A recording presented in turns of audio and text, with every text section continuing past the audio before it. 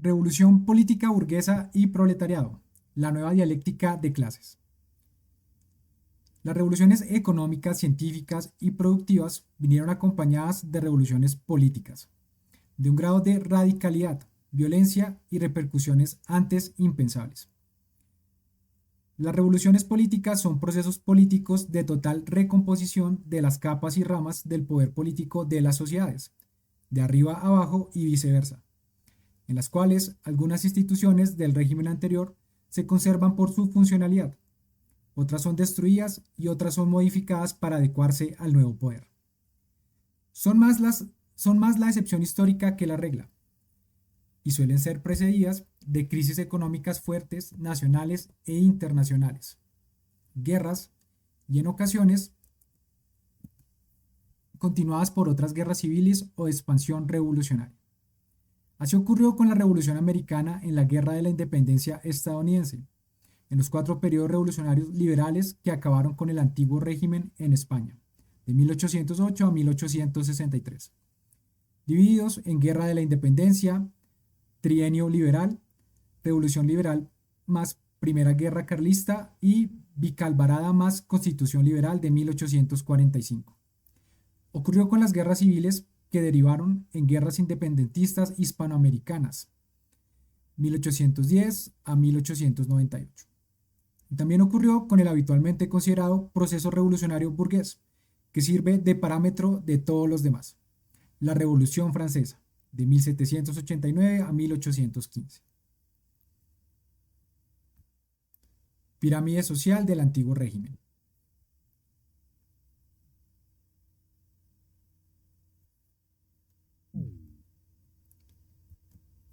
Aunque en el siglo XIX francés y parte del XX fue convulso, oscilando entre la monarquía constitucional y la república, esta revolución acabó con el antiguo régimen, la unión del trono y el altar, el absolutismo y los restos de feudalismo y mercantilismo que quedaban en el Estado, transformando la monarquía basada en soberanía regia en Estado-nación.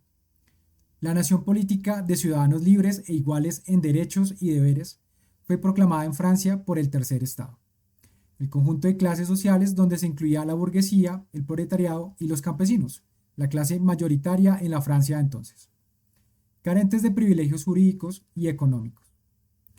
Aunque la burguesía, artesanos y comerciantes básicamente, era ya poseedora de importantes medios de producción, la falta de derechos iguales hizo que el Tercer Estado se proclamara Asamblea Nacional a través del juramento del juego de pelota en 1789, por el cual los 578 diputados del Tercer Estado se comprometen a estar unidos hasta dotar a Francia de una constitución, a los que se les unieron 149 diputados del clero y 2 de la nobleza, frente a las presiones del rey Luis XVI, opuesto a tal constitución, que acabaría con el absolutismo francés. El caldo de cultivo que propició la Gran Revolución es el mismo que acompañó a la Revolución Industrial. Ilustración, revoluciones científicas, auge de la burguesía frente a la nobleza, agotamiento del antiguo régimen, si bien son características propias del momento francés. Francia contaba, a finales del siglo XVIII, con 26 millones de habitantes, 20 de ellos campesinos. Otros 4 vivían en el campo. Aunque la burguesía urbana y sus partidos, principalmente los jacobinos, fueron la vanguardia dirigente de la revolución. Las masas campesinas, en su gran mayoría, apoyaron el proceso revolucionario. Por ello, aunque comenzó en París, la revolución fue precedida de multitud de rebeliones rurales. Hasta entonces, los campesinos podían vender o transmitir en herencia la tierra que trabajaban, pero la propiedad correspondía al vasallo del rey, en una forma puramente feudal. Los campesinos eran instrumentos de pago de tributos altísimos al Estado, y en cadena, como la corvea al señor, trabajo gratuito semanal, el oneroso y el diezmo a la Iglesia Católica y la talla al Estado. Esta no era pagada ni por nobleza ni por clero, pero sí por todas las clases del Tercer Estado. Dicho régimen tributario estaba acompañado por una distribución desigual de la propiedad. La nobleza y el clero poseían hasta el 40% de las tierras cultivables francesas. Del resto, una parte era propiedad de la burguesía urbana, y solo 2 millones de campesinos libres poseían propiedades familiares. Precisamente, estos 2 millones de campesinos, que habitaban en regiones como Vandea, fueron partidarios de la contrarrevolución, conocidos como reaccionarios, defensores del antiguo régimen y contrarios a la revolución. En las ciudades, el proletariado, los pequeños artesanos y los pobres eran la mayoría, mientras que la burguesía urbana, el clero y la nobleza eran la minoría. Ya en 1788, las clases urbanas empobrecidas protagonizaron motines en diversas ciudades francesas. La mitad de los franceses eran menores de 20 años, y la burguesía acusó al régimen feudal de las diferencias de riqueza y de ahogar a la juventud con aspiraciones de reforma social. Por el contrario, habían unos 350.000 nobles, que percibían los derechos señoriales y poseían privilegios económicos como la exención de impuestos. La corte, unas 4.000 personas, vivía en torno al rey en el Palacio de Versalles y de rentas que gastaban hasta la ruina en fiestas. La nobleza provinciana vivía precariamente. Su estatuto les impedía trabajar y, para salir adelante, se casaban con miembros de la burguesía. El clero, unas 12.000 personas, percibía el diezmo, aumentado por sucesivas subidas de precios. Poseían inmuebles en las ciudades y no pagaban impuestos, salvo una contribución voluntaria en la Asamblea Regia para subvenir cargas del Estado. Las cuantiosas rentas eclesiásticas solo eran disfrutadas por el alto clero, canónigos, abades, obispos y cardenales, mientras que el bajo clero, vicarios y curas, vivía casi en la miseria. La lucha de clases estaba en punto de ebullición. Hacia 1783 era perentoria una reforma fiscal, estableciendo la subvención territorial, abandonada por propietarios agrarios y en base a la extensión de sus latifundios, así como rescatar los derechos señoriales de la Iglesia. La oposición de corte, alta nobleza y alto clero obligó a convocar los estados generales del reino, Asamblea Nacional de Notables, pistoletazo del proceso revolucionario. No se reunían desde 1614. Para su preparación, grupos profesionales, sociedades económicas, logias masónicas y salones de tertulia difundieron panfletos y periódicos para informar a la población de su intento de conseguir la reforma fiscal.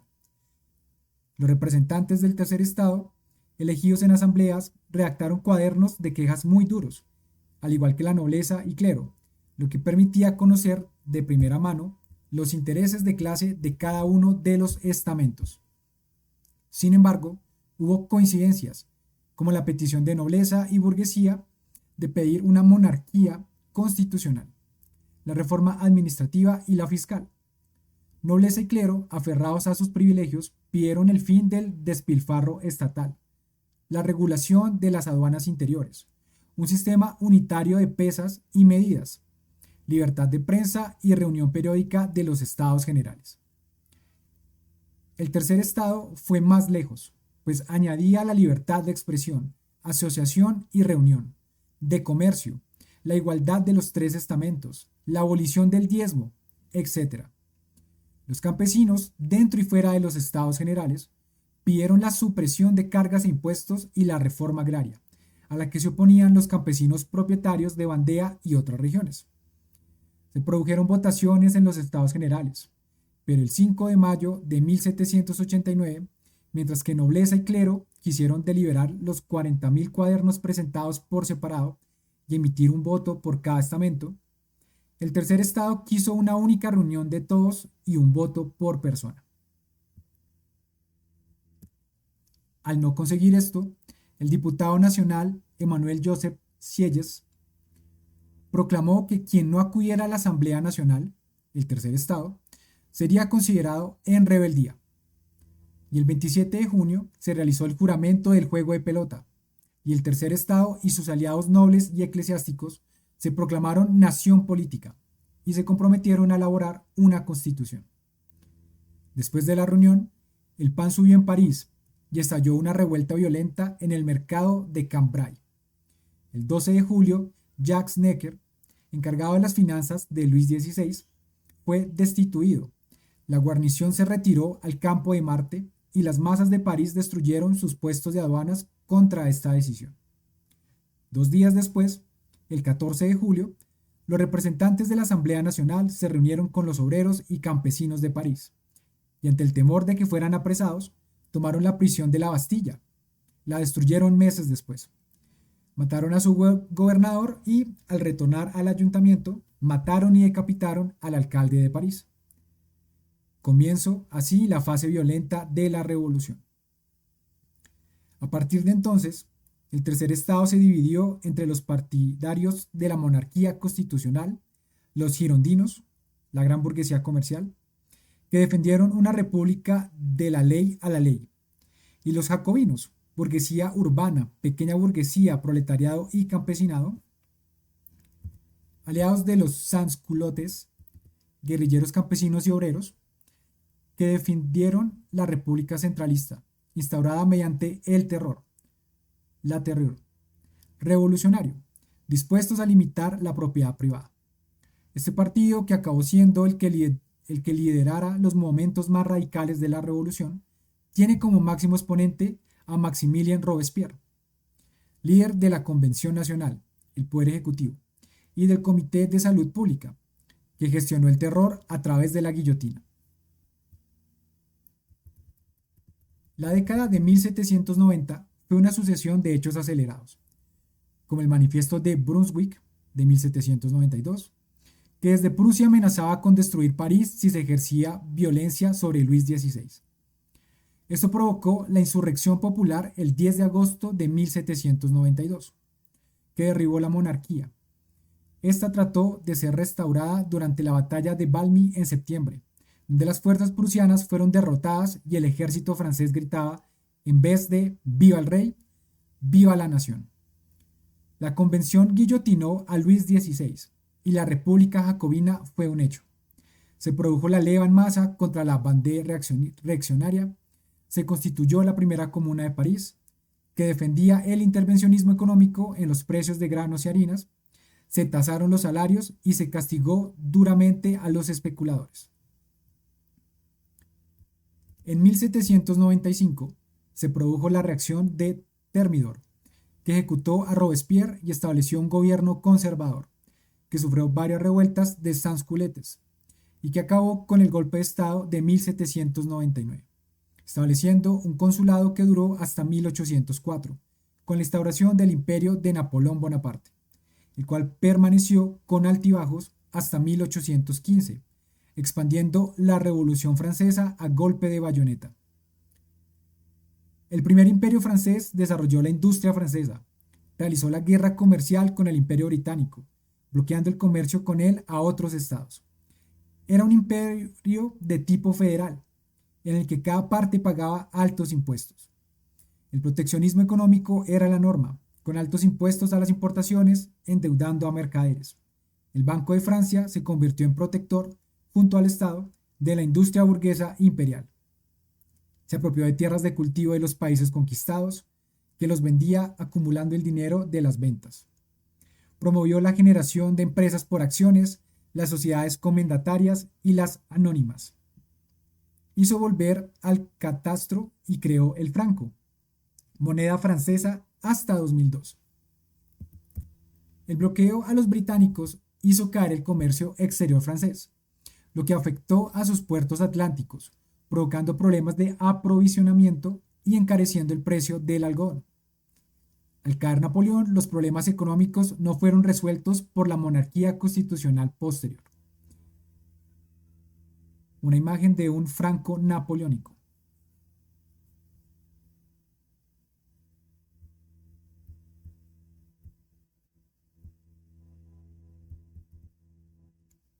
Sin embargo, el jacobinismo, transformado en partido radical en Francia, y el liberalismo de origen español se convirtieron en ideologías hegemónicas en la Europa del Congreso de Viena de 1815, tanto en repúblicas como en monarquías. El capitalismo había logrado asentarse definitivamente en Europa occidental, y la burguesía ejercía ya como clase dominante. El campesinado entró en un letargo político y social del que jamás se recuperó. Y el nacionalismo étnico, inspirado en el romanticismo germánico de principios del siglo XIX, empieza a cuajar en ciertos grupos políticos. La revolución industrial continúa expandiendo sus logros, a la vez que los salarios de los obreros son cada vez más bajos, y más durante las primeras crisis capitalistas. Se suceden varias en ese periodo de tiempo, en 1819, 1825, 1837 y 1847. Cada vez más virulentas, producidas de manera cíclica e inevitable, consustanciales al capitalismo y precedidas de etapas más o menos largas de desarrollo y crecimiento que saturan de mercancías los mercados, hacen disminuir los precios y causan la paralización de las ramas de las relaciones de producción. La sobreproducción, un exceso de mercancías sobre la demanda, desde viviendas hasta acciones en bolsas, pasando por la moneda misma, entre otras, son la causa de la crisis y el estancamiento económico, produciendo a su vez subconsumo y pobreza.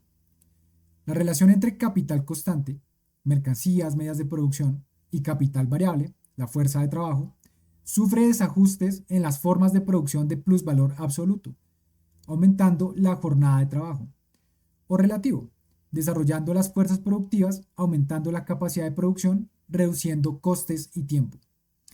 Pues la competencia entre capitales causa el aumento de la inversión en capital constante, en detrimento del variable. Esto produce tanto sobreproducción como subconsumo y pauperismo. La baja tasa de ganancia, la proporción entre el plusvalor y la suma de capital constante y variable, decrece sin capacidad de contrarrestarse, lo que obliga a la destrucción de capitales constantes y variables para solventar la crisis. Hay dos formas de destruir capital: por la competencia agresiva entre empresas o mediante la guerra. Algunos capitalistas se arruinan, aumenta el paro y la precariedad laboral, aunque otros amasan fortunas en estas coyunturas, concentrando y centralizando la producción a su favor hasta la siguiente crisis. La recuperación así es posible, pero de manera temporal. Lo que varía es su duración, y cuanto más larga y generadora de riqueza es la recuperación, más fuerte será la siguiente crisis. Estas circunstancias provocan ya sacudidas sociales importantes, no previstas en la Revolución Francesa. Surge el movimiento obrero y sindical, que ya tiene presencia en las siguientes revoluciones liberales de 1830 en Francia y Bélgica, y sobre todo en las revoluciones de 1848, azuzadas por las malas cosechas de 1845 y 1846, la quiebra de numerosas fábricas textiles y el hundimiento de las acciones de sociedades anónimas, bancos que no pueden responder a la demanda de crédito y fondos del Estado destinados a la compra de productos agrícolas extranjeros. Casi en pie de igualdad, liberales, demócratas, anarquistas y socialistas se enfrentan por el favor de las masas. También surge el comunismo como movimiento político entre los obreros más radicales. Estado-nación y colonialismo-imperialismo. La nación política, el Estado-nación, al centralizar las competencias administrativas para generar mercados estatales internos, permitió a la burguesía organizar el territorio de tal manera que las instituciones del antiguo régimen quedaron obsoletas o desaparecieron. La eliminación de las aduanas internas, que dividieron territorios dentro de los reinos durante el antiguo régimen, comenzó con el absolutismo y fue continuada por el liberalismo político. Bien es cierto que, en el transcurso del siglo XIX y el XX, la nación política ha variado en sus formas, pero no en su contenido.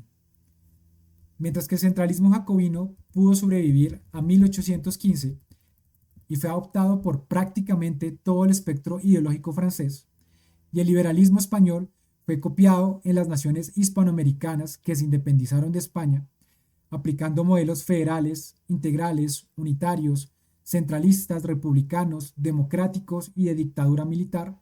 En la Italia y la Alemania unificadas primó un modelo de Estado federal. El auge tecnológico industrial y las comunicaciones férreas, así como la construcción de las primeras autopistas para automóviles. Italia construyó la primera autopista entre Milán y Varese en 1921. Y los primeros aeropuertos. El primer aeropuerto comercial fue el de Sydney, Australia, en 1920. Permitieron cerrar los mercados nacionales y conectar los internacionales. Mientras tanto, el Estado-nación va pasando ya por fases distintas, muy marcadas por la evolución económica del capitalismo.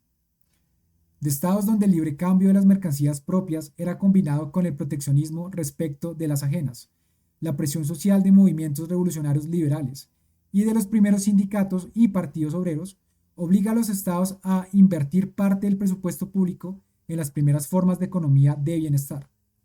La idea de un estado-providencia surge bajo el Segundo Imperio francés, de 1852 a 1870, bajo la monarquía de Luis Bonaparte, que reinaría como Napoleón III, pero por parte de la oposición republicana, que criticaba la supresión legal de los sindicatos tras el fracaso de la Revolución de 1848.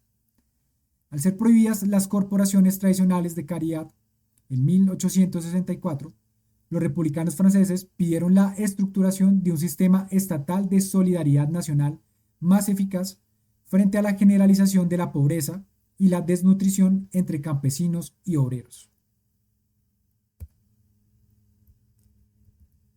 Británicos, alemanes, rusos, franceses y japoneses repartiéndose la tarta de China.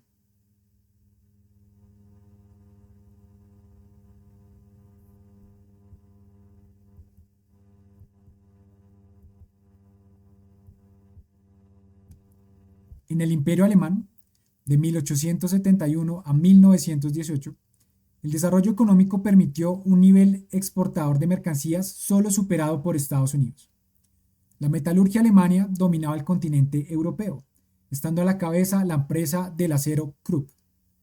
Este segundo Reich, originado tras la victoria en la Guerra Franco-Prusiana de 1870 a 1871, sobre el Segundo Imperio francés, que termina con Napoleón III e instaura la Tercera República de 1870 a 1940, reforzó su presencia política en Europa bajo el mando del canciller Otto von Bismarck, artífice de la unificación de Alemania. Combinó proteccionismo con librecambismo, tanto para potenciar la industria como para favorecer a los terratenientes.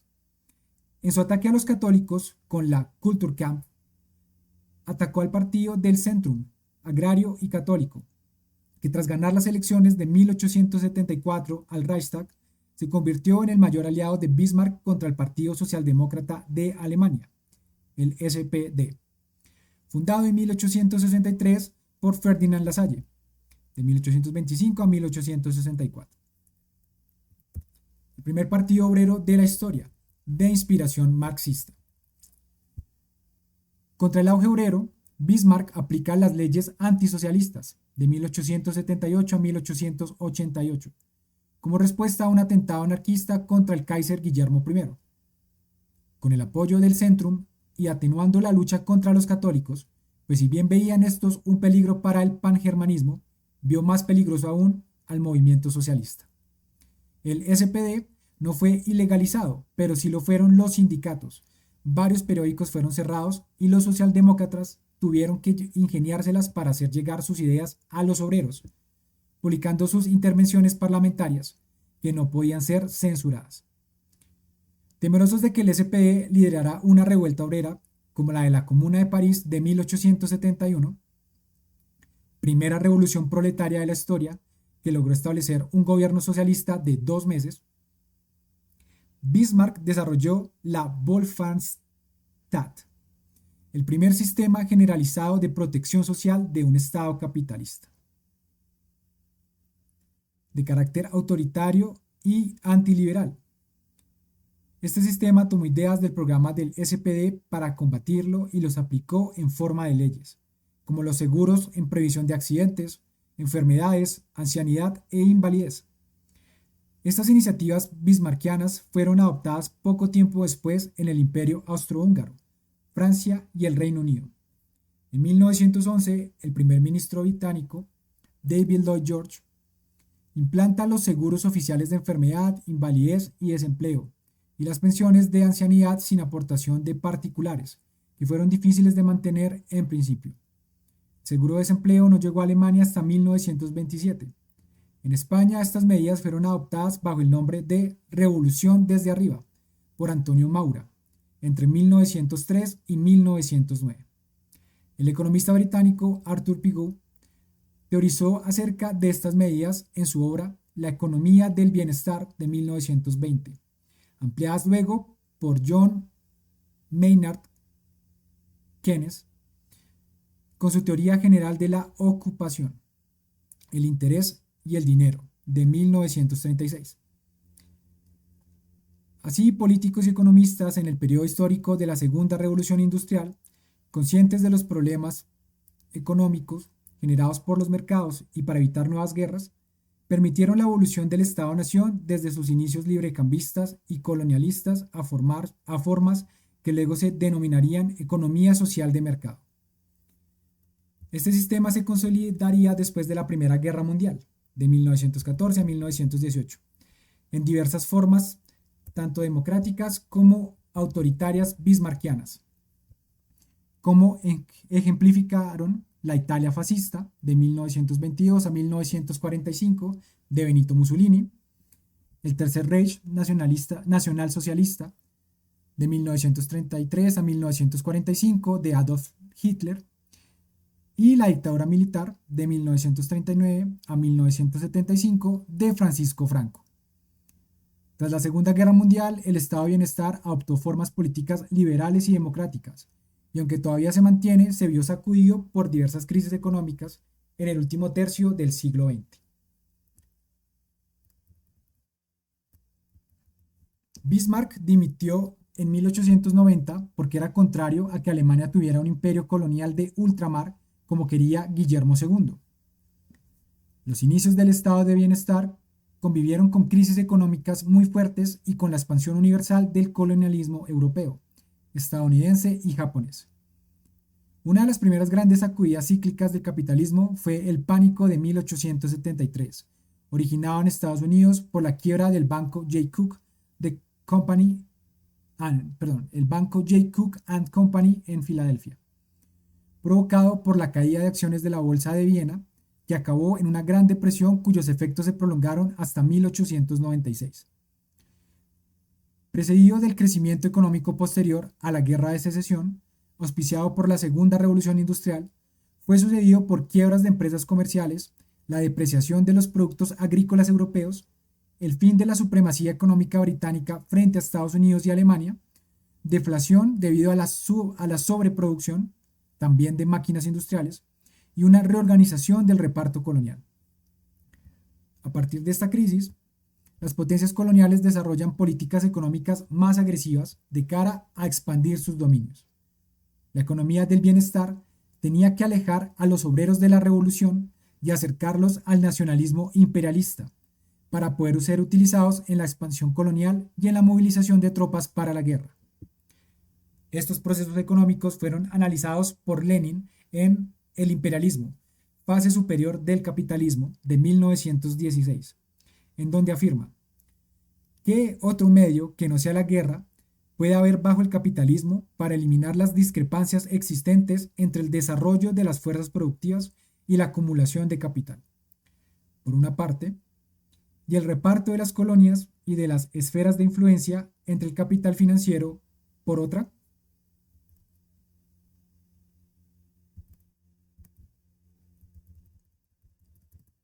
La expansión colonial implicaba guerra. El colonialismo, llamado imperialismo por Lenin, tenía rasgos económicos presentes desde los inicios del modo de producción capitalista, pero concentrados y entretejidos a una escala global, una vez finalizada la acumulación originaria per se, pero siguiendo sus mismos métodos de acción. La cada vez mayor concentración de la producción industrial en monopolios que controlan sectores estratégicos de la economía nacional, la fusión del capital industrial y el financiero, que hace que los bancos manejen inmensos volúmenes de capital antes impensables, el auge de los bancos públicos y privados a la hora de prestar dinero a empresas y particulares a escalas antes inimaginables, la exportación de capitales a escala universal, que permite a las potencias coloniales comprar y adquirir territorios de estados más pobres, la generación de asociaciones internacionales de capitalistas privados y públicos a escalas que abarcan regiones enteras del planeta o el planeta entero, cuyo radio de acción aún universal no impide el conflicto entre ellos, y el final del reparto de la tierra emergida, que implicaba que ya no quedaba tierra por descubrir, son los rasgos fundamentales del imperialismo según Lenin.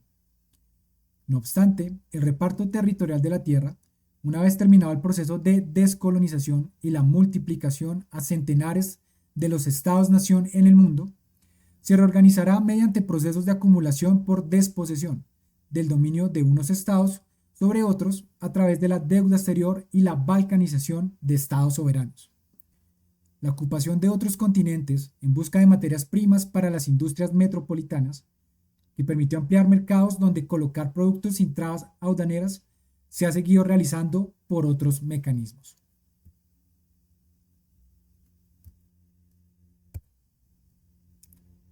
Imperio Británico en 1919.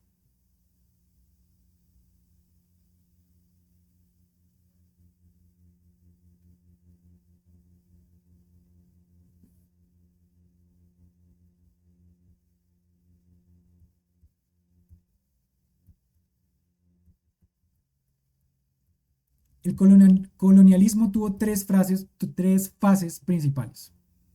La primera, correspondiente a la primera revolución industrial, se aupó sobre el hundimiento del imperio español, las revoluciones burguesas atlánticas y el control británico de las rutas comerciales marítimas. La segunda, correspondiente a la segunda revolución industrial, tuvo su fase de máxima expansión tras la Gran Depresión de 1873 y hasta la Primera Guerra Mundial. 40 millones de europeos se desplazaron a las colonias para hacer fortuna y trabajar para sus respectivas metrópolis. Migración masiva posible gracias a los ferrocarriles y los barcos de vapor, surgiendo las primeras compañías transatlánticas de transporte. Con esa emigración colonial se desplazan también capitales tanto industriales como financieros. A lo económico acompañaba lo político y estratégico. Surge entonces la geopolítica, disciplina que estudia los efectos de la geografía sobre la política exterior de los estados. Los préstamos a gobiernos de estados más pobres por parte de las potencias coloniales, al carecer aquellas de fondos, inician la dependencia económica de unos sobre otros, a cambio de nuevos mercados, inversión industrial, comercial y financiera, fuerza de trabajo barata y favores a las clases dominantes de las naciones endeudadas. Minas y plantaciones se llenan de compañías británicas, francesas, alemanas, holandesas y belgas, explotando productos como el algodón, la seda, el oro, etc., que desde la Guerra de Secesión y la crisis de 1873 eran más difíciles de explotar en sus propios territorios o en colonias ya conocidas. África y Asia fueron los lugares predilectos para esta expansión colonial. La navegación a vapor exige disponer alrededor del mundo de depósitos de carbón donde habituallar las flotas. De esta manera, los mares conectan metrópoli y colonia en los tres momentos que sigue la expansión colonial: conquista, organización de la colonia y explotación económica de la misma. El carbón y después el petróleo son la sangre que el capitalismo bombea en esta segunda fase del colonialismo. Reparto de África tras la Conferencia de Berlín.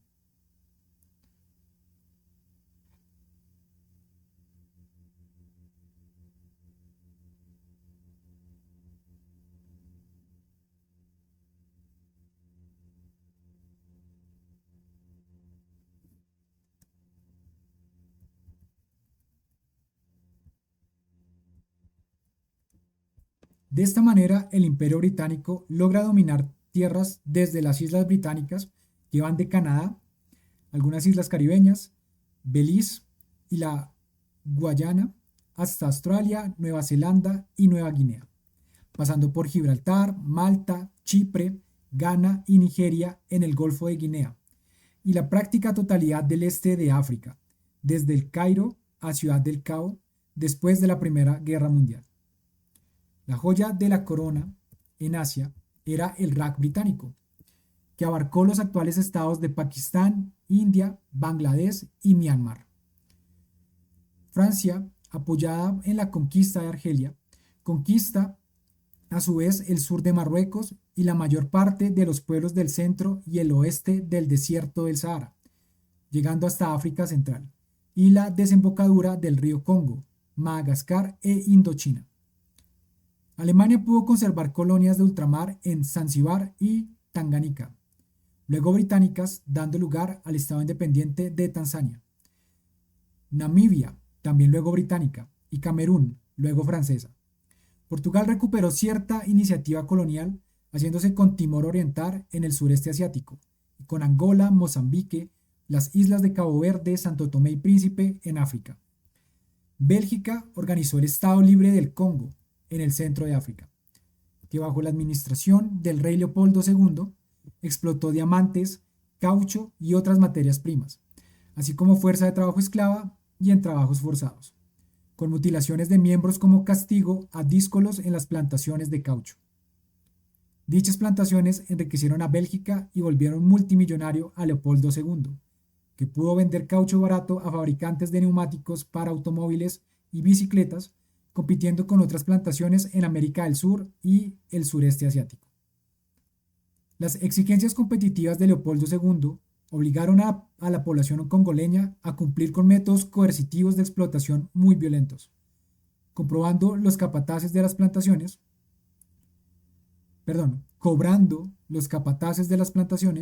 muchos de ellos funcionarios públicos, primas en función de la cantidad suplementaria de lo que se recolectaba.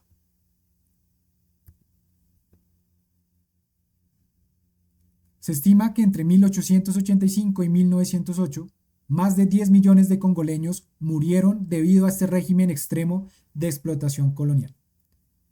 Esto permitió construir el estado de bienestar belga, con el derecho a la sindicación, la prohibición del trabajo a menores de 12 años en fábricas y del trabajo nocturno a menores de 16 años, el establecimiento del descanso dominical y la compensación por accidente laboral. Como en el caso alemán, británico, francés y español, la economía social de mercado se apoyó sobre la explotación colonial y la represión de los partidos obreros. Para evitar fricciones entre potencias colonialistas en África, se celebró la Conferencia de Berlín, de 1885 a 1886, que repartió África dejando solo como estados independientes a Etiopía y Liberia. Por su parte, Japón estableció colonias en Manchuria, o China y Corea, y Rusia en Europa, Polonia, Finlandia, el Cáucaso y Asia Central. Mapa animado de Europa en 1914.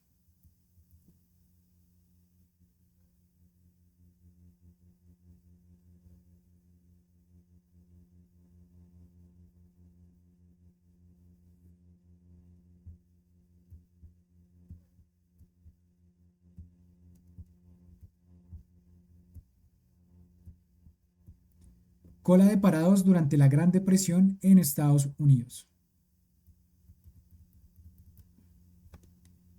Las consecuencias de esta segunda etapa de la colonización se dejaron sentir en la tercera, que abarca de 1914 a 1946, correspondiente con las dos guerras mundiales y el periodo de entreguerras. Antes, las metrópolis consiguieron que las colonias les compraran productos que se manufacturaban en estas. Surge el papel moneda con valor fiduciario, más cómodo de manejar. La economía monetaria se yuxtapone a la de subsistencia, que se vuelve dependiente de aquella. También se establecieron hospitales que contuvieron enfermedades tropicales, aunque se volvió más rápida la difusión de las epidemias. Aún así, aumentó la natalidad y la población a escala global, también en las colonias. La vida urbana rompió las estructuras tribales, instalándose burguesías autóctonas a partir de funcionarios y negociantes privados. Se extendió la agricultura comercial y se prohibió la industrialización desde las propias colonias. La segregación racial, la nula mezcla con los nativos, la generalización de guetos en las ciudades y la superposición de fronteras políticas sobre etnias enfrentadas ancestralmente sin reorganización política generadora provocó consecuencias de atraso económico que perduran tras la descolonización. Pero esta dialéctica agresiva de clases y estados también tuvo sus consecuencias en Europa, como las guerras mundiales muestran. Ambas se trataron de conflictos bélicos motivados por el reparto colonial del mundo. En la primera, el Imperio Británico y Alemania competían comercialmente por la hegemonía en el sistema de créditos y las importaciones industriales. A Londres no le interesaba que ninguna potencia se volviera hegemónica en la Europa continental. Y Berlín quería acabar con la hegemonía financiera de Londres y París. El resto de estados implicados, Rusia, Italia, Bulgaria, Serbia, el Imperio Otomano, etc., se movían entre una opción u otra, aunque al finalizar el conflicto y tras la firma del Tratado de Versalles de 1919, que obligó a Alemania a tener que pagar 132.000 millones de marcos alemanes por reparaciones bélicas, Estados Unidos se convirtió definitivamente en primera potencia económica, financiera e industrial del mundo. En la segunda, Italia y Alemania querían convertirse en imperios coloniales. Italia, apoyada en Libia y Etiopía, para tratar de construir un nuevo imperio romano. Alemania llevando a cabo los planes de Hitler escritos en su Mein Kampf de 1925 de convertir el Tercer Reich en un imperio europeo apoyado sobre la idea de Lebensraum, el espacio vital, en el que Europa del Este se convertiría para Alemania en lo que el Reich británico era para el Reino Unido. Asusadas por la Gran Depresión de 1929, la deuda exterior alemana y la sobreproducción industrial y agrícola, así como de la construcción, provocan la especulación en la Bolsa de Nueva York, antes de tendencia alcista. El 24 de octubre de ese año, 13 millones de títulos son arrojados al mercado a bajo precio y no encuentran comprador. Días después, 19 millones son los que afluyen, provocando una fiebre de ventas. Las cotizaciones perdieron hasta 43 puntos y no dejaron de bajar en los siguientes años. En 1930, la banca Morgan vendió sus acciones acumuladas, provocando un exceso de oferta financiera y un nuevo pánico. Millones de accionistas minoritarios se ven en la ruina y grandes empresas comprueban cómo desciende su cotización en bolsa de manera alarmante. Chrysler, United States Steel, etc. El sistema crediticio expansivo y barato quebró porque las acciones no producían beneficios y los bancos tenían que vender los títulos para aumentar su liquidez, pero no encontraban comprador. Esto provocó que la gente tratara de retirar su dinero de los bancos, lo que los obligaba a vender más títulos de crédito, produciéndose un círculo vicioso que ve cómo el dinero, la moneda de toda clase, no podía circular ni acuñarse sin respaldo en la producción y el consumo. Las quiebras de bancos se contaban por miles, provocando la parálisis de millones de clientes. Al repatriar capitales, los bancos estadounidenses tratan de salir de esta situación, pero con ello hunden las instituciones de crédito europeas, particularmente en Austria y en Alemania, totalmente dependientes de las inversiones estadounidenses tras la guerra. En Alemania, 6 millones de personas se vieron abocadas al paro, y este fue el caldo de cultivo de la llegada de Hitler al poder en 1933. Mapamundi de la Segunda Guerra Mundial.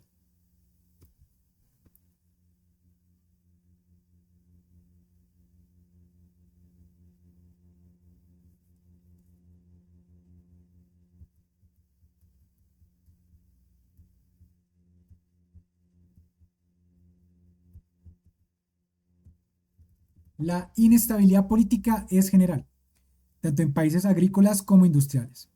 Comienza la Guerra Civil Española, de 1936 a 1939. Japón entra en guerra con China en 1937. Estados Unidos trata de paliar la crisis con la implementación de su propio sistema de estado de bienestar, el llamado New Deal de 1933 del presidente Franklin D. Roosevelt. Caracterizada por el intervencionismo económico, la reforma de los mercados financieros, del sistema bancario y monetario para asegurar los depósitos, el ajuste agrícola mediante la subvención pública a los agricultores y el control de su producción, y el rescate industrial que estableció una competencia interindustrial leal y la capacidad de los sindicatos de negociar convenios colectivos, las ayudas a los parados y el empleo a través de la construcción y mantenimiento de infraestructuras públicas financiadas con bonos del Tesoro. No obstante, nunca se llegó al nivel de intervencionismo de los estados europeos. Hitler, por su parte, organizó la economía alemana con el objetivo del rearme y la guerra. Para ello, las obras públicas como las grandes autopistas, las Autobahn, que facilitaron el transporte bélico, la inversión industrial militar mediante la concentración pública-privada, la limitación a la inversión, la libertad de compra de maquinaria y materias primas sujeta a limitaciones proteccionistas, la libertad de despido, la libertad financiera mediante la privatización de empresas, tras la venta de acciones bancarias compradas por el Estado a partir de 1933, fueron las medidas fundamentales que encaminaron a Alemania a la guerra. Como se sabe, las pretensiones colonialistas de este tercer periodo fueron derrotadas. La guerra total, en que fueron movilizados prácticamente todos los recursos de los estados implicados, acabó con la derrota de Alemania, Italia y Japón. Murieron más de 70 millones de personas y se reorganizaron las relaciones internacionales en torno a los Estados Unidos y la Unión Soviética, estado vencedor de la guerra en las batallas de Stalingrado de 1942 y 1943 y Kursk de 1943, que avanzó con su ejército rojo hacia Berlín mientras que el resto de aliados lo hicieron desde las playas de Normandía en 1944. La repercusión de la idea de la Fenicida Sociedad de Naciones, creada tras la Primera Guerra Mundial, en la Organización de Naciones Unidas de 1945, dio paso a un nuevo orden internacional establecido por los vencedores, que se enfrentarían durante el resto del siglo XX en el conflicto conocido como Guerra Fría, durante el cual se produjo la descolonización.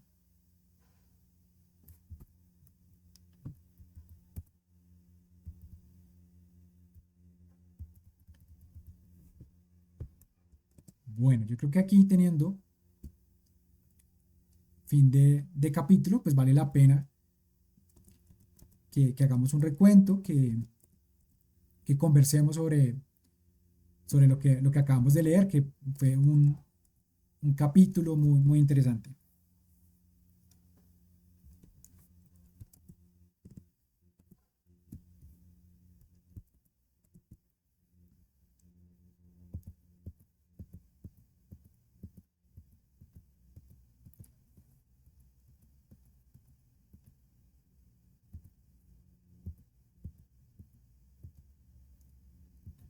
Lo primero que creo importante resaltar de acá es ver cómo se nos narra el proceso de la Revolución Francesa y entender que justamente se toma esta como el proceso canónico, porque nos muestra realmente en el fondo qué es lo que caracteriza a una revolución política. Y es el reordenamiento del cuerpo del Estado. Entonces acá en la pantalla tenemos las clases sociales en las que se dividía el antiguo régimen francés, donde estaban pues los famosos tres estados, ¿no? El primer estado pues era la nobleza, en cuya cabeza estaba el rey. El segundo estado sería los nobles y el clero. Y el tercer estado sería la burguesía, los campesinos, los artesanos, los jornaleros, los obreros en general. Y la Revolución Francesa lo que hace es reorganizar esta división en clases, haciendo una reconformación del Estado francés, ¿no? Y ahí surge lo que ahora conocemos como Estados-nación. También nos muestra cómo es que una de estas clases se toma el poder, conquista el poder, que es claramente el tercer estado, aunque como sus líderes era la burguesía, pues ellos jalaban para sus intereses, ¿no? Tiraban para su lado. Y esa revolución, pues fue la revolución burguesa, claramente. Esto se me hace importante resaltarlo porque hay que entender que si no hay una reorganización del cuerpo de la nación, realmente no hay revolución. Y esa es una forma, digamos, bastante directa, clara, pragmática, de poder definir cuando alguna acción política se iba encaminada hacia un acto revolucionario o no. ¿Sí? Lo que llamamos el reformismo, ¿cierto? Entonces, cuando no hay el reordenamiento profundo del cuerpo del Estado, no podemos hablar de una revolución, sino de meras reformas. Eh, de esta parte había otra cosa.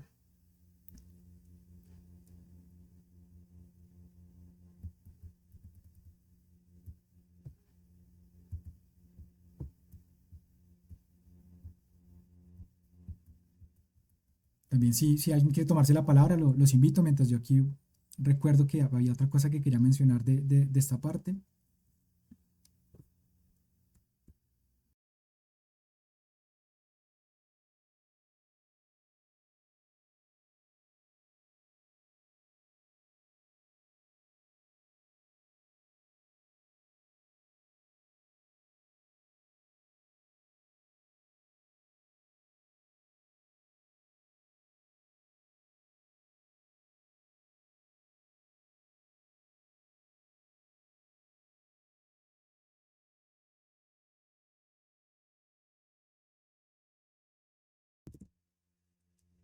Bueno, podría verse aquí como justamente el Estado trataba, bueno, la alianza desde el trono y el altar, la nobleza y el clero, pues trataban de mantener sus privilegios, de que no hubiera la revolución. Y se veía como justamente, y esto es algo también importante, habían unas clases intermedias que si bien no eran nobleza y clero per se, tampoco estaban no compartían las mismas condiciones que el resto del tercer estado, ¿cierto? Que ahí se le mencionaba que eran ciertos campesinos que sí eran dueños de tierras, ¿cierto? Que se encontraban ubicados en una región, la región de Vandea. Entonces, esa gente, a pesar de que no eran ni nobles ni clero, apoyaban al rey y se presentaban de forma reaccionaria en contra de la revolución. Entonces, claramente ellos veían que iban a perder ciertos privilegios y no querían pues, que eso sucediera. Entonces, ahí nos vemos que también en el movimiento revolucionario, esas clases intermedias, dependiendo de cómo se alineen sus intereses con las de la clase revolucionaria o no, pues pueden ser unos aliados o pueden ser unos opositores. Pero también aquí el texto nos mostraba cómo también cierta parte de la nobleza y cierta parte del clero también se aliaron al tercer estado. Aquí con esto se ve claramente la influencia que tuvo la Revolución Francesa en Marx. Marx, gracias al estudio que hizo de este proceso revolucionario, es que plantea mucho de lo que se lee en el manifiesto comunista. Aquí efectivamente queremos seguir pues, los pasos, los aprendizajes, las enseñanzas que nos deja la Revolución Francesa, entendiendo que listo, que tenemos que buscar cuál sería ese tercer estado hoy en día, pues sería claramente los trabajadores. ¿Cuáles serían los campesinos propietarios de Vandea? Pues sería los pequeños burgueses, ¿cierto? ¿Y cuáles sería pues la nobleza y el clero? Pues claramente la gran burguesía nacional. Entonces, por eso queremos, así como el tercer estado se constituyó en Asamblea Nacional, nosotros queremos que sea la clase de los trabajadores la que se constituya en Asamblea Nacional, en eso que hemos llamado la democracia de los trabajadores. Y en ese proceso, pues vamos a encontrar a veces aliados entre la gran burguesía y enemigos entre la pequeña burguesía. Tenemos que estar siempre muy atentos a eso.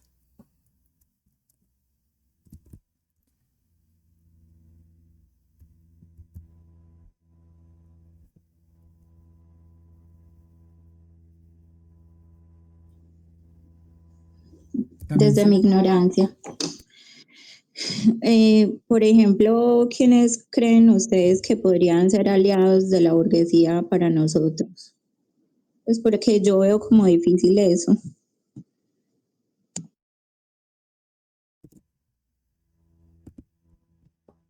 bueno, yo por mi parte vería posible que una burguesía que tenga un sentido patriota, nacionalista, esa podría interesarle el proyecto porque claramente eh, se enfrentarían a la hegemonía que tienen pues, los Estados Unidos o algunas naciones europeas sobre nosotros.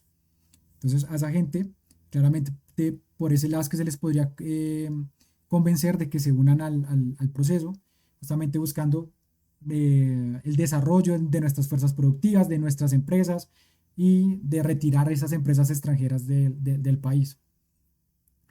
Entonces, hay una parte de la gran burguesía que, que claramente es una minoría, los que se identifican con el pasado hispano, o que reivindican a Colombia desde la independencia. Entonces sí, son una minoría, pero pueden existir y esa sería una sección de la burguesía que podría aliarse con nosotros. Pero entonces eso sería como una especie o sea, como al principio, como haciendo tratos o algo así. Ok, porque es que sería difícil que ellos dieran el brazo a torcer en cuanto a perder como o a ceder el capital. ¿Sí me hago entender? Sí, claro, ellos no estarían muy de acuerdo en que se socializaran sus medios de producción, por supuesto. La cuestión es que, como siempre, ahí se llega a lo que tú dices, una negociación en la que ellos también ven que, que la amenaza es quedarse sin nada.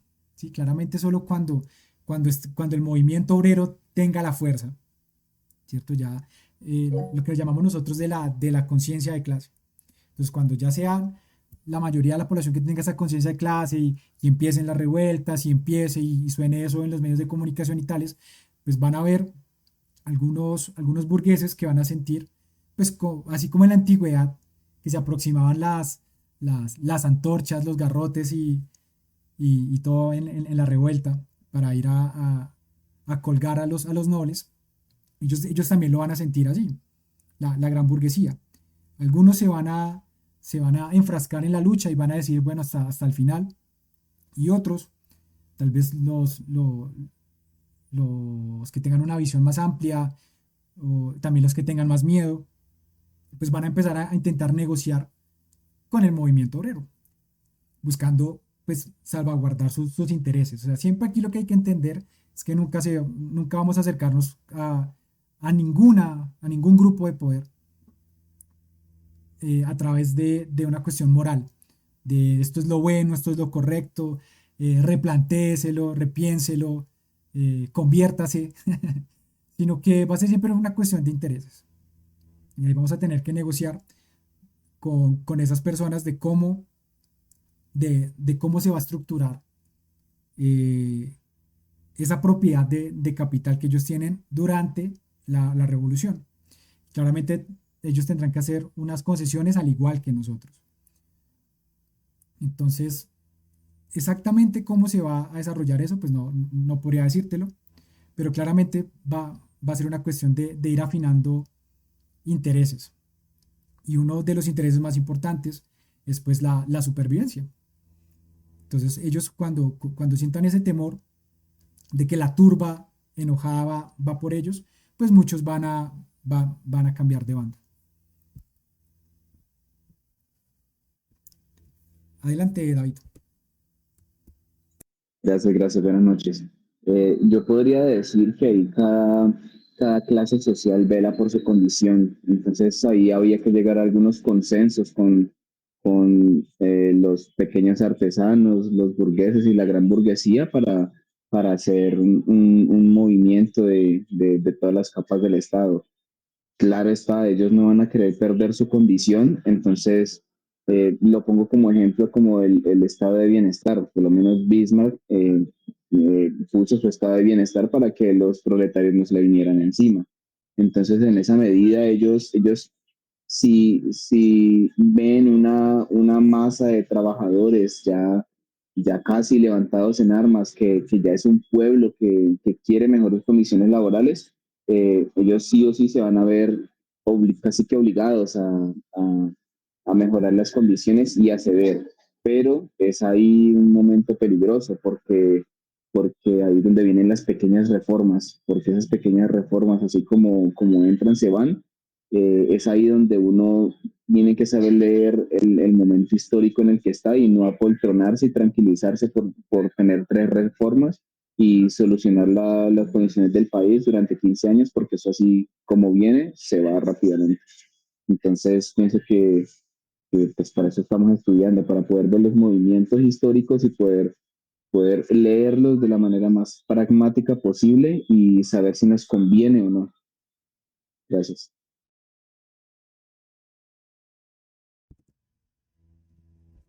Sí, muy bien. Y, por ejemplo, otra cuestión que aquí que se mencionó en el texto que tiene que ver con lo que dijo David, fue que este tercer estado hizo un compromiso de mantenerse en pie de lucha hasta que consiguieran lo que querían, de no, justamente no dejarse comprar con las migajas que les ofrecía el rey, que fue lo que sucedió en el famoso juego de pelota. Entonces ahí es donde ese compromiso lo tiene que tener claro también al momento de hacer la revolución. La clase trabajadora unida tiene que hacer ese compromiso de no ceder hasta conseguir pues sus demandas.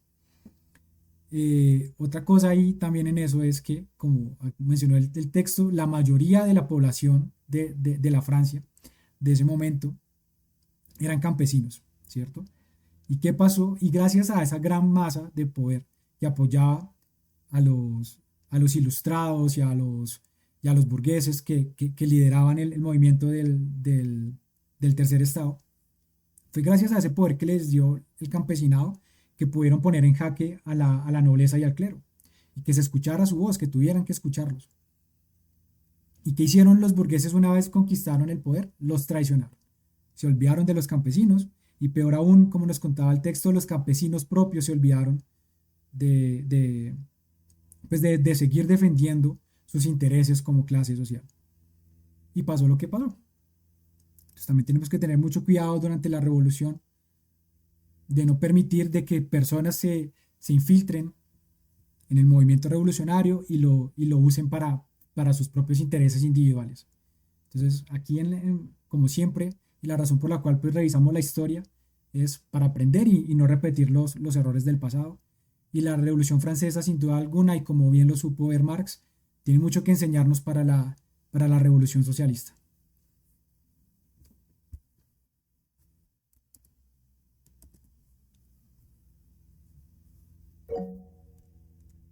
Adelante.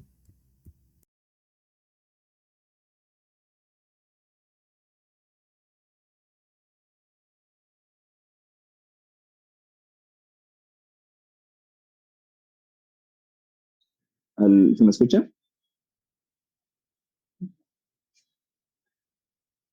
Bueno, y Marx, como lo dices tú, lo leyó excelentemente, tanto así que todos los que lo leyeron en el Imperio Ruso, eh, lo hicieron muy bien porque en las dos revoluciones de 1917, la de febrero y la de octubre, pues se vio como la primera revolución era de corte burgués y los bolcheviques quisieron hacer su propia revolución en octubre y ellos sí eran revolucionarios en contra de los reformistas del ejército blanco, los mencheviques.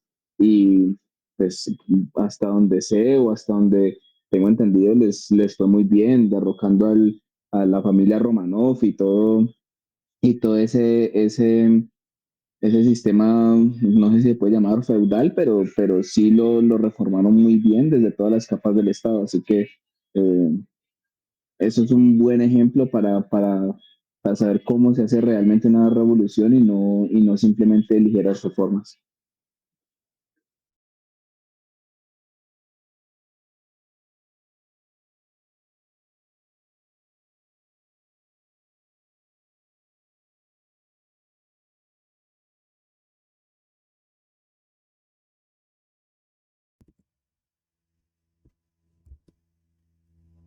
Otra cosa bien interesante que se ve acá es cómo la crisis económica es inherente al sistema capitalista, ¿no? Y se nos hace una descripción de qué es de lo que sucede.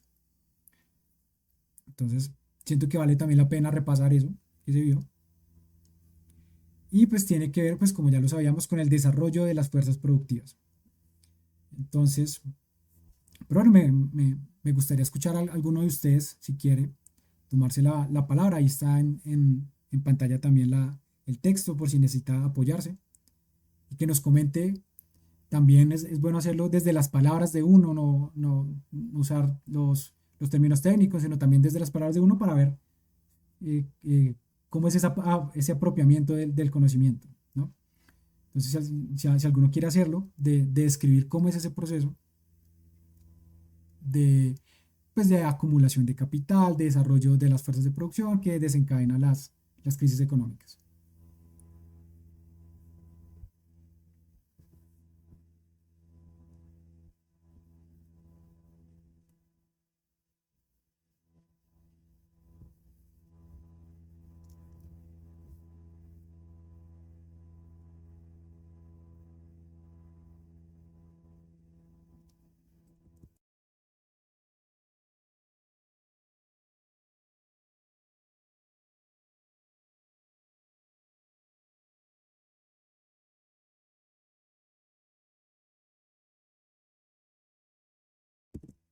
Bueno, parece que nadie quiere atreverse. La cuestión tampoco es que se preocupen pues si no lo decían exactamente como era el proceso, ¿cierto? La cuestión era más que nada abrir el diálogo y poder decir eso, si estuvo bien o mal, para que nos vayamos con todos con la idea correcta de ese proceso. Entonces, bueno, No, yo sí, la verdad sí que me hablo, pero la verdad en cuanto a la economía sí, sí me falta bastante conocimiento, por eso ya pedí mis 3 tomos del Capital para estar al día.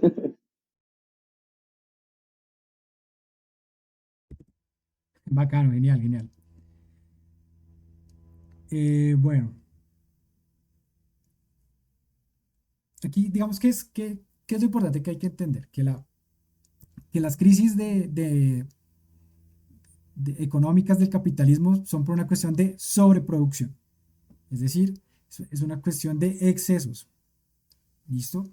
Entonces, cuando antiguamente habían crisis económicas que desencadenaban hambrunas e incluso pues, guerras, era por todo lo contrario, por una cuestión de carencia, de escasez.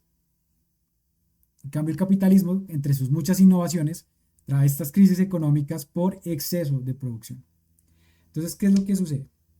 Las crisis se van generando porque hay un momento de abundancia que ocurre antes de la crisis. En ese momento de abundancia que se produce usualmente, por un desarrollo de las fuerzas productivas, ¿cierto? Una innovación tecnocientífica, causa que los capitales que se habían amasado, ¿cierto? Que están, como siempre suele suceder, en pocas manos, empiecen a moverse. ¿Por qué? Porque esas pocas manos ahora ven rentable, gracias a este periodo de abundancia, de desarrollo, de progreso, ven más rentable poner esos capitales en movimiento que dejarlos ahí quietos, así sea en un banco generando intereses. Entonces los meten a la industria, ¿cierto?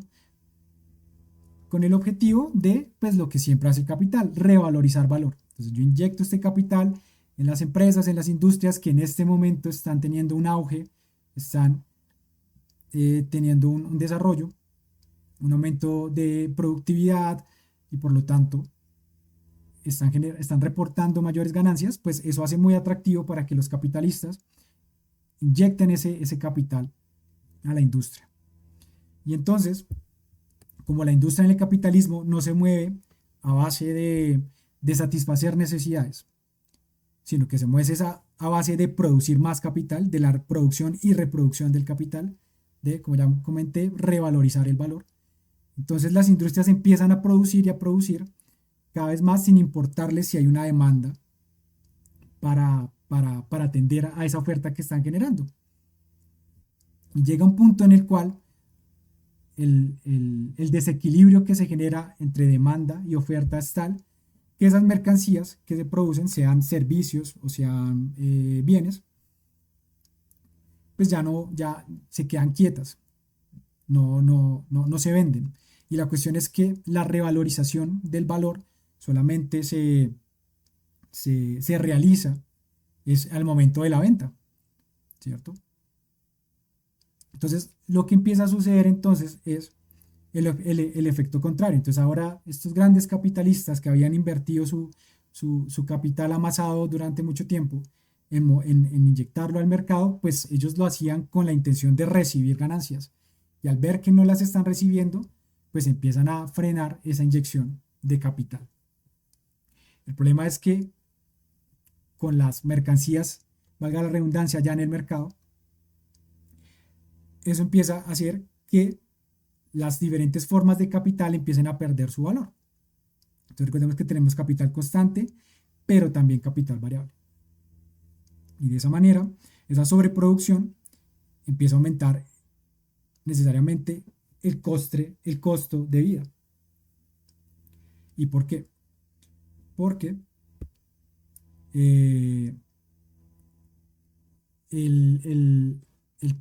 la fuerza de trabajo humana en el capitalismo es solamente otro tipo de capital más.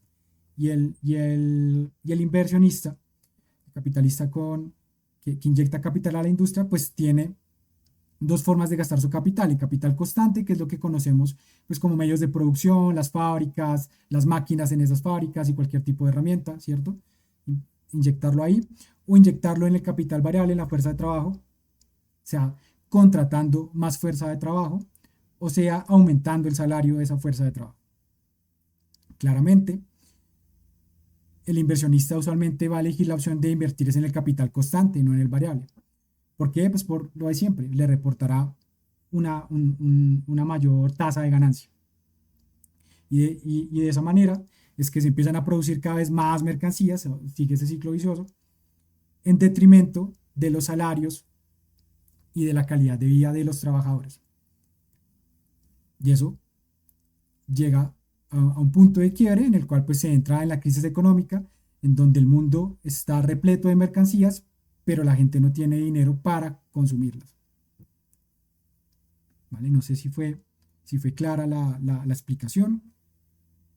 Este es el momento ideal para que saquen sus dudas, si a alguno les quedó claro, si consideran que hay otra parte del proceso de la crisis que no se mencionó.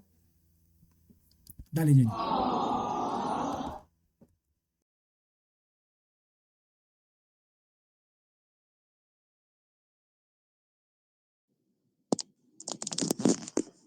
Yo quisiera, Daniel, qué pena contigo, que me explicaras lo de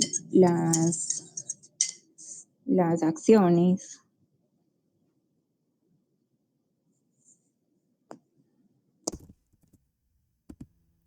¿Te refieres a las acciones de empresas? O sea, Sí, pues, la parte bursátil. ¿Cómo es que funciona eso? vale, listo, bueno. Las acciones son a grandes rasgos títulos de propiedad. Entonces yo tomo la empresa y la evalúo. Y digo, esta empresa vale tanto. Entonces el valor de esa empresa luego lo divido entre las acciones. Entonces, dependiendo, esos pues son ya cuestiones también estratégicas que deciden los comités que sirven de directivos de una empresa, deciden también cuántas acciones van a emitir. Y entonces, simplemente para otorgar el valor a la acción, pues se divide el total del valor de la empresa entre el número de acciones. Entonces ellos van jugando a ver cuántas acciones quieren emitir al mercado, cuántas no. ¿Qué cuestiones estratégicas tiene ese análisis? Pues, por ejemplo, ¿cuánto poder vamos a estar cediendo?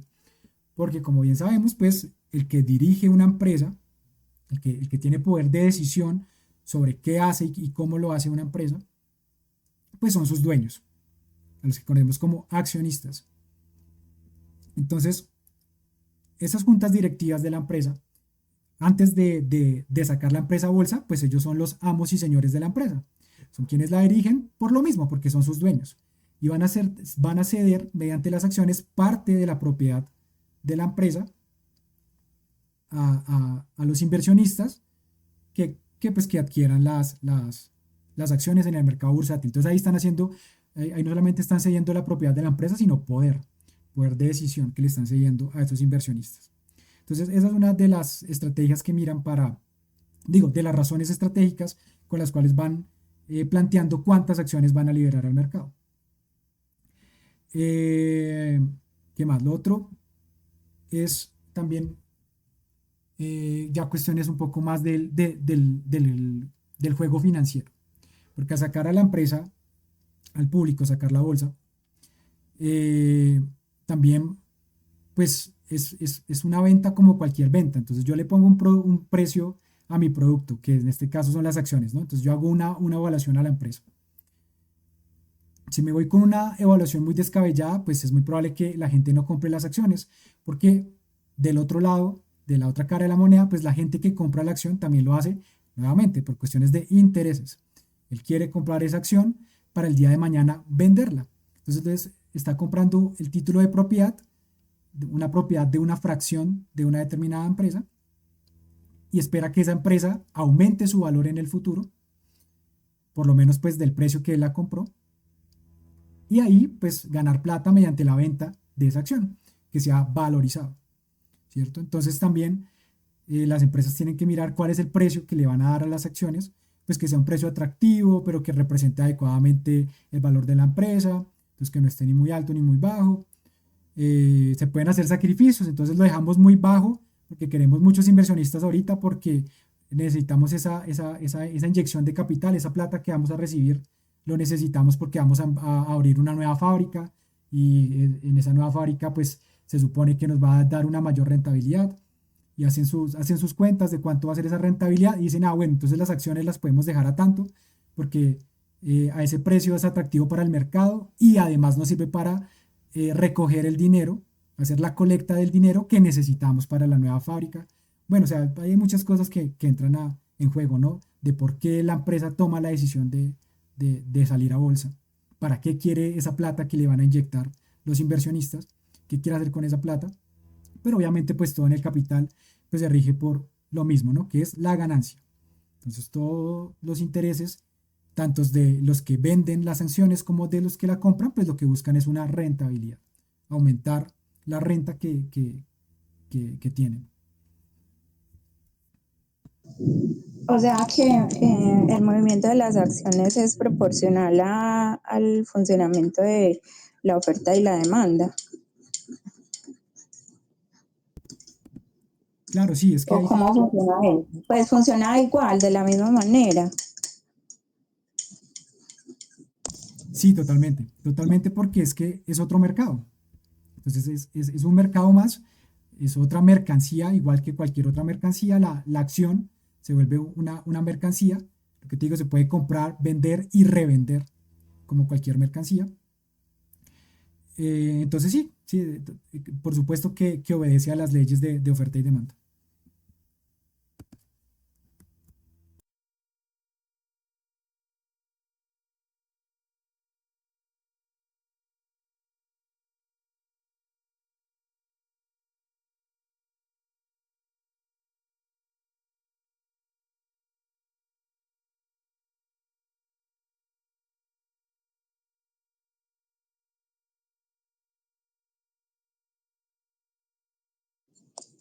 Entonces yo quisiera entender otra cosita. Cuando dicen que Trump está jugando con los aranceles para beneficiarse a él mismo, a sus empresas, sus acciones y todo eso, ¿cuál es el motivo? Vale. Bueno, ahí habían, digamos, diversas formas en las cuales un empresario podría beneficiarse con eso de los aranceles. Entonces, por un lado, pues si él quiere que se haga una inversión en la industria estadounidense, él quiere nuevamente traer los capitales que están en el extranjero, retornarlos a Estados Unidos. ¿Cómo va a hacer eso? Entonces, de varias formas, porque recordemos que capital no es únicamente dinero, capital no es moneda, no es, ¿sí? Sino que capital son también las mercancías y los medios de producción. Entonces, por un lado, ese retorno de capitales implica lo que se ha hablado mucho de que las empresas vuelvan a Estados Unidos, ¿sí? Que los medios de producción, que son capital, retornen a Estados Unidos. Pero también, por supuesto, también la inversión, o sea, también el capital monetario. Entonces, también que las inversiones, que la plata fluya hacia las empresas estadounidenses. Eso también es otro de los objetivos de Trump. Ahora, ¿cómo esto podría beneficiar a las empresas propias de Trump? Pues primero, eh, a través de la venta de acciones, claramente, ¿sí? Que esa inversión de capital pues entre a sus propias empresas. ¿Qué otra forma? Bueno, ahí hay otra cuestión que él podría sacar beneficio,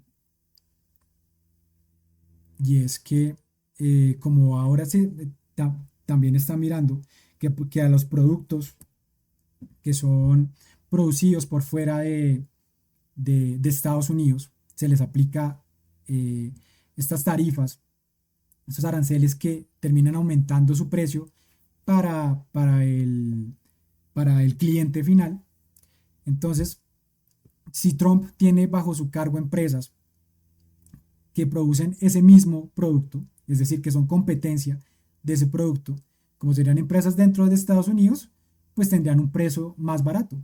Y sería un precio más barato a grandes rasgos que estaría subvencionado por el Estado, ¿cierto? Y ese precio más barato, pues al final y al cabo al cliente final lo que le importa es su economía hogareña, entonces podría haberse incentivado de esa manera a comprar los productos de la empresa estadounidense y no comprar los productos de la empresa extranjera, aunque los de la empresa extranjera sean de mayor calidad, que tengan una tecnología más desarrollada, podrían comprar un producto de la empresa gringa, que no es que haya bajado su precio, ¿cierto? Que no es como que, bueno, es de menor calidad, pero pues por eso el precio también baja, no, se mantiene con el mismo precio, lo que aumentó fue el precio de la competencia. Y entonces así es que las empresas de Trump también podrían beneficiarse. Las de Trump y las de general cualquier empresa estadounidense, ¿no? Entonces, ¿qué es lo que ellos buscan, ¿no? Que los propios ciudadanos estadounidenses pues dejen de comprarle más que todo a China y empiecen a comprarle otra vez a la industria gringa. Entonces, mediante elevar el costo al cliente final del producto chino, pues ¿cómo decirlo? En relación, en referencia, pues el producto gringo es más barato y eso incentivaría a comprarles a ellos, lo que aumentaría las ganancias por ventas de las empresas de Trump, lo que pues finalmente beneficiaría el bolsillo de Trump.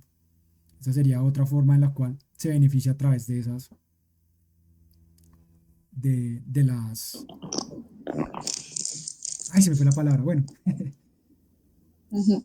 De los aranceles. Pero eso, gracias. entonces, el, pues a la final también a largo plazo también va a ser, o sea, solamente lo va a beneficiar a él, pero no al pueblo. Pues porque si vamos al análisis que estábamos haciendo, va a pasar lo mismo. No.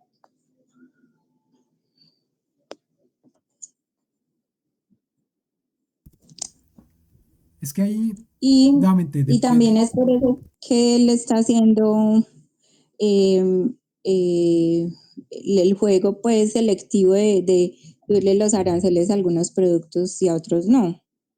Es como lo que lo beneficia a él solamente. pero no necesariamente. O sea, él también se ha mostrado que sí tiene una visión de país. Él, por ejemplo, es de esa gran burguesía nacionalista que hablamos en la otra intervención que hiciste. Entonces, él sí es un gran burgués nacionalista, patriota. ¿Sí? Él efectivamente quiere hacer a América grande de nuevo. Pero obviamente la América capitalista. Él no quiere hacer al americano de a pie grande, sino a la gran burguesía americana, volver a ser pues los dueños del mundo. Entonces, no es que, o sea, sí puede que esa selectividad que tiene en cuanto a qué producto le pongo arancel y no, tenga que ver con que, pues esos son los sectores en los que tengo mis empresas, pero también tiene que ver es en la totalidad de la industria estadounidense. ¿Por qué? Porque hay sectores a los cuales al propio Estados Unidos, para su desarrollo tecnocientífico, para desarrollar sus fuerzas productivas, no le conviene aplicar esos aranceles.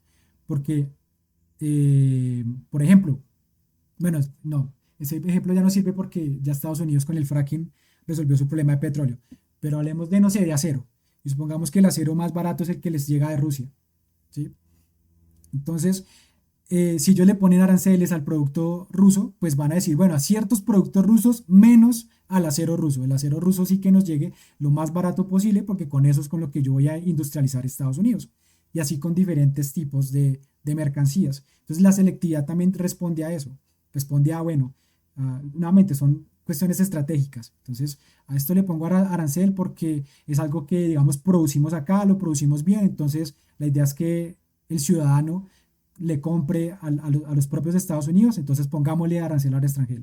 Ahora, aquí producimos acero, pero lo produce más barato los rusos y aunque eso pueda ir en contra de la industria del acero gringa, va a favor del resto de industrias que necesitan ese acero. Entonces, listo, entonces digamos que hacemos como una balanza y decimos, bueno, sacrificamos aquí un poco el acero estadounidense, pero en pro del resto del desarrollo industrial de Estados Unidos. ¿Vale? No sé si fue claro, si... Sí, sí, gracias, Daniel.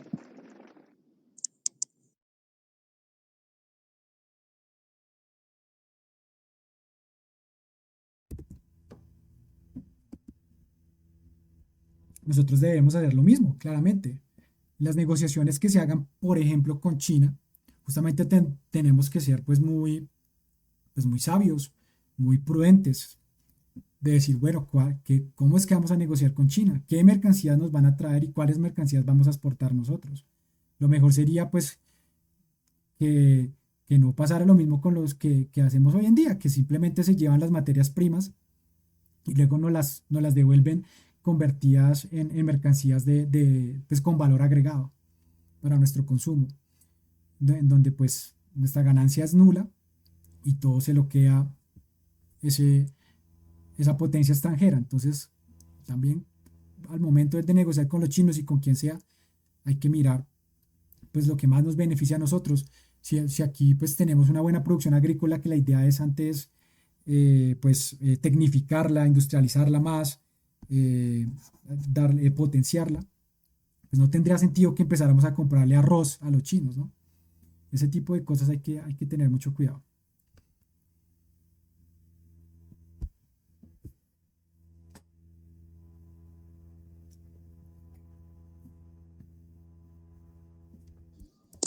Pero entonces, lo que hace Trump es malo, pues, porque nosotros hemos dependido de ellos, pero a la final no es malo porque está mm, beneficiando al país. No,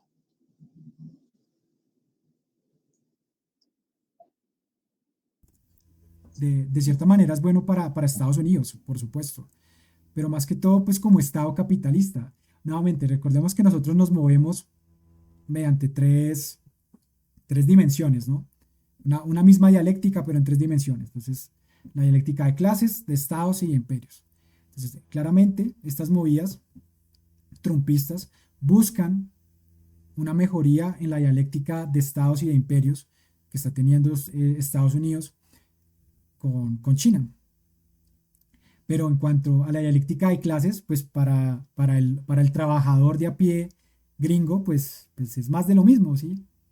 De todas formas, bueno, sí es cierto que se ve un poco de mejoría en las condiciones de vida del trabajador gringo, ¿cierto? eh, pero, pero es como en una cuestión como de referencia, de comparación, de bueno, le conviene más al trabajador gringo que que ciertas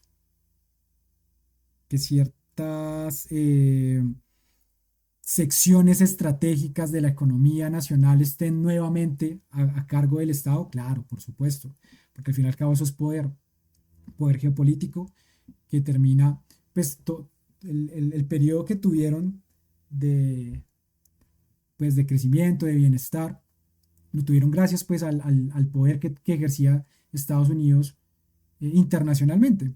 Entonces, claro, pues que el Estado se vuelva a fortalecer, que las empresas vuelvan a Estados Unidos, que el desarrollo tecnocientífico vuelva a Estados Unidos, pues genera ese poder conlleva a un verdadero peso geopolítico, que sí, que de cierta manera, pues se transformaría sí, en mejorías en las condiciones de vida de los trabajadores estadounidenses.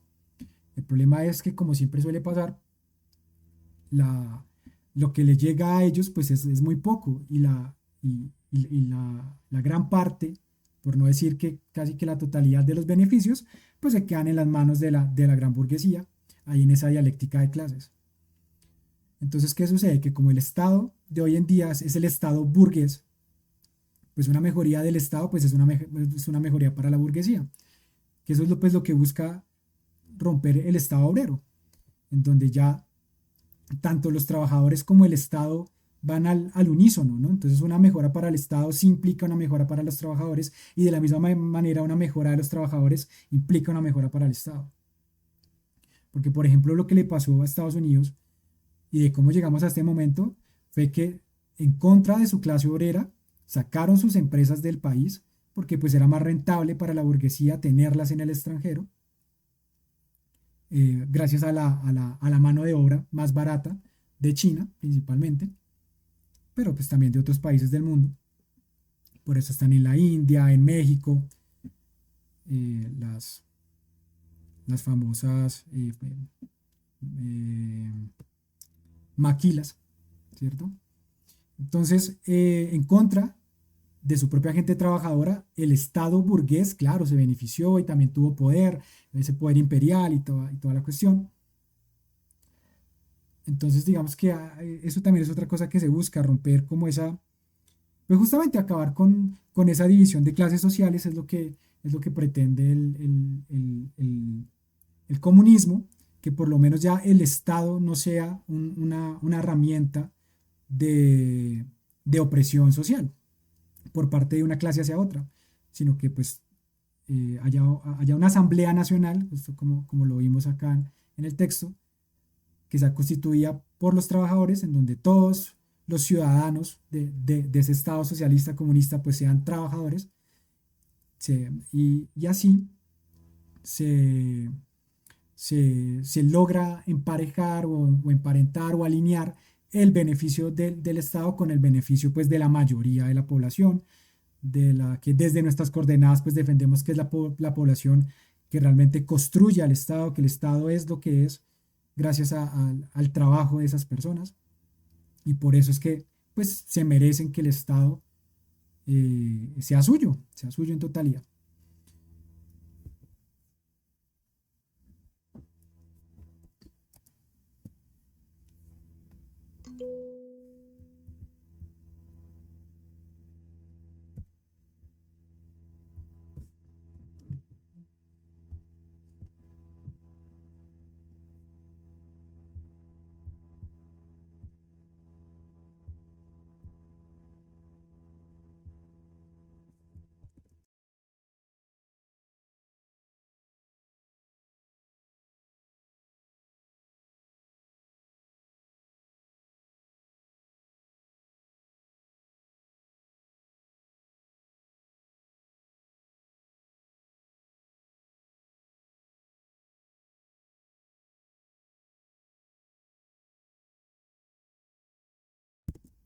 Ya por último acá, pues otra cuestión bien interesante que se leyó hoy, que es la famosa revolución desde arriba, ¿no?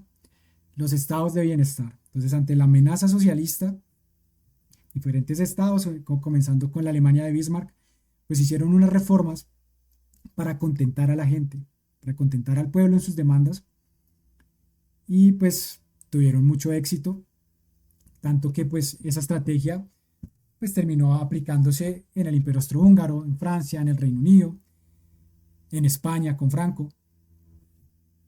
Entonces, esa contrarrevolución, esa revolución desde arriba, pues logró evitar que pues que el movimiento socialista comunista pues se tomara toda Europa. Nuevamente, pues partiendo de las enseñanzas que nos da la historia, aquí tenemos que estar también preparados a que cuando el movimiento socialista iberófono vaya tomando fuerza en las diferentes naciones de la iberofonía, pues sus clases dominantes no se van a quedar quietas.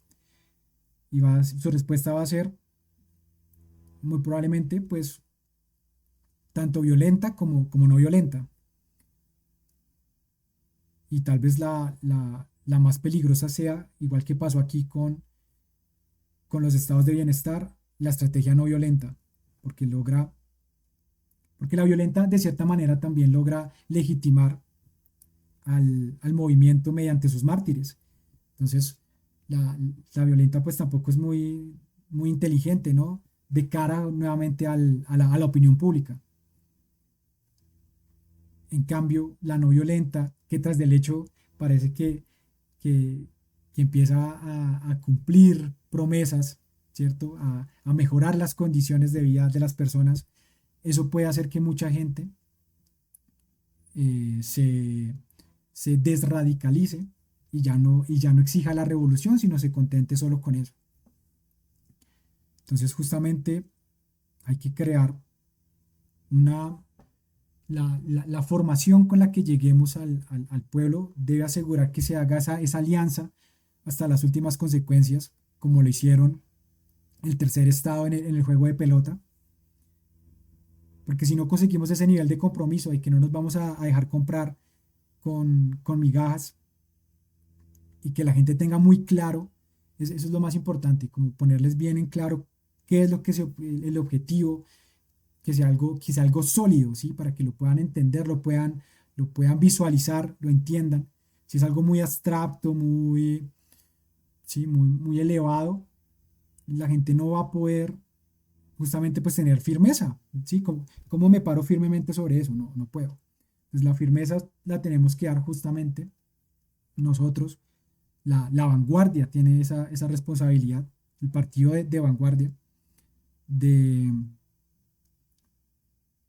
de no solamente agitar a la gente, sino darles una respuesta también a esa petición, de decir, bueno, si esto es lo malo, ¿qué es lo bueno? Aquí hay que aspirar. Que sea tan claro, tan bien estructurado, tan sólido, que, que sobre eso pues se puedan apalancar, que lo tengan claro cuál es el objetivo y así la gente pues va a estar más dispuesta a no ceder, a no rendirse hasta alcanzar ese objetivo.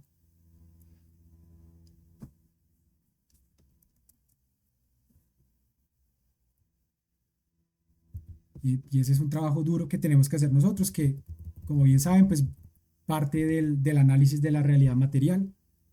Esa es la que nos guía siempre, es la que nos va a decir, ese análisis frío y materialista de la realidad es el que nos va a decir cuál es ese proyecto que hay que presentarle al pueblo colombiano, en el cual ellos nuevamente, todo es una cuestión de intereses, entonces en el cual vean sus intereses reflejados y se puedan apropiar de él, hacerlo suyo, identificarse con ese proyecto, con ese proceso revolucionario.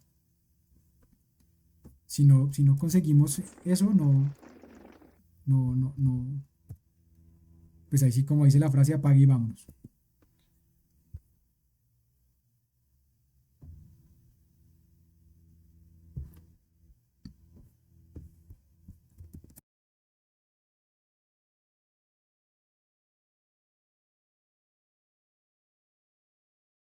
No, de verdad que con esas explicaciones no creo que se pueda más claro entender entender todo lo que pasó y aún así sigue pasando y uno ya con buenos ojos de conocimiento, y ya puede entender muchas cosas del mundo con estas explicaciones y estos textos que nos ayudan a entender casi a la perfección lo que pasó y pasará.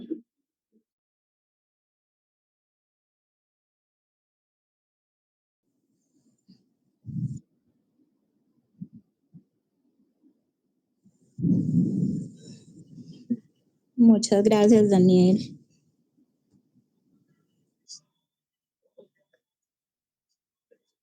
Daniel, muchas gracias por esta sesión y nos vemos en la próxima. Te agradezco, hasta luego. Bueno, no, muchas gracias a ustedes por venir. Nos vemos en la próxima sesión de estudio. Nada, no olviden siempre repasar, siempre tomar notas. Espero que hayan estado tomando notas. Y sobre todo lo más importante a la hora de tomar notas es que, o bueno, algo que yo les recomiendo, no es obligatorio, pero he visto que sirve muy bien, es no intenten replicar con las palabras del texto o las palabras que yo uso en sus notas, sino usen sus propias palabras. Eso es muy importante. ¿Por qué? Porque ese ejercicio nos obliga a aterrizar las ideas.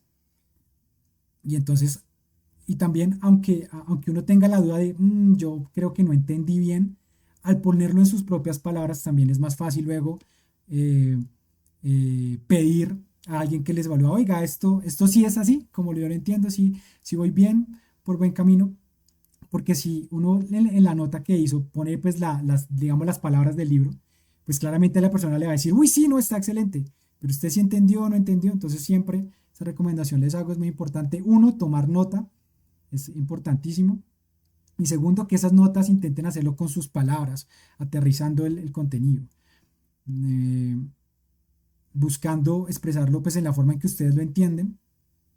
Ese ejercicio ayuda a que el contenido pues también se refuerce en la memoria y sobre todo pues a ver qué tanto entendió uno, ya no está uno como decían los abuelos repitiendo como un loro, sino uno ya está haciendo pues ya un proceso como de análisis, ¿no? De ya de buscar, de comprensión lectora.